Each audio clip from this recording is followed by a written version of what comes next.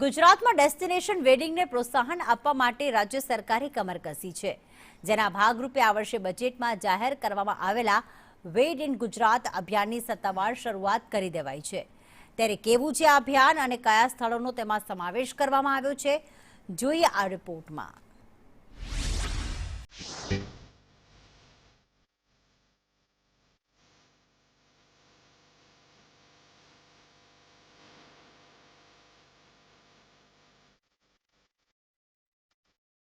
વાત જ્યારે ડેસ્ટિનેશન વેડિંગની આવે ત્યારે સૌથી પહેલા નામ આવે છે રાજસ્થાન અને ગોવાનું।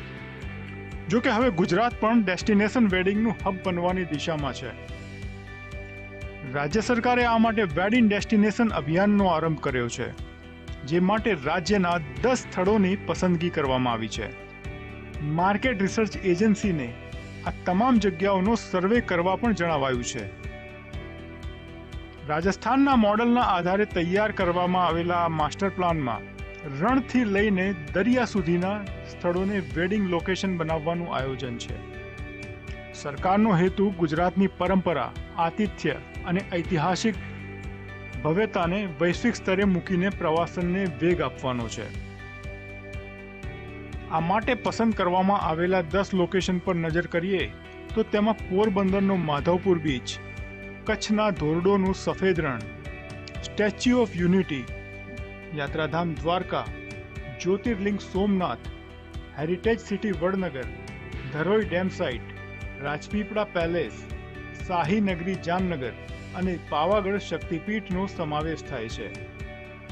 આ તમામમાં માધવપુર પર સરકારનું વિશેષ ફોકસ છે, જે કૃષ્ણ અને રૂકમણીનું લગ્ન સ્થળ હોવાની વાયકા છે।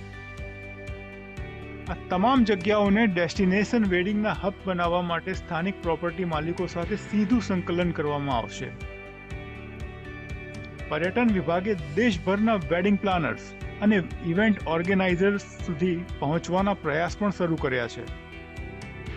રાજ્ય સરકારનું માનીએ તો આ યોજનાથી રોજગારીના નવા દ્વાર ખુલશે। મહત્વનું છે કે આ વર્ષના રાજ્યના બજેટમાં નાણામંત્રી કનુ દેસાઈએ વેડ ઇન ગુજરાત અભિયાનની જાહેરાત કરી હતી। અભિયાનના પ્રારંભિક તબક્કા માટે 5 કરોડ રૂપિયાની જોગવાઈ પણ કરવામાં આવી છે। 2026ને ગુજરાત ટુરિઝમ વર્ષ તરીકે પણ જાહેર કરવામાં આવ્યું છે। એવામાં પ્રવાસનમાં આ વર્ષ સીમાચિહ્ન બની રહેશે। સરકારી આયોજન અને ઇન્ફ્રાસ્ટ્રક્ચરનું આ ગણિત જો સાચું બેસી ગયું તો આવનારા દિવસોમાં દેશ વિદેશના અમીરો અને સેલિબ્રિટીઝ માટે ગુજરાત 7 ફેરા લેવાનું ડેસ્ટિનેશન ચોક્કસ બનશે। સહયોગી જેવીર રાઠોડ સાથે હું નિર્મલ દવે, સંદેશ ન્યૂઝ, ગાંધીનગર।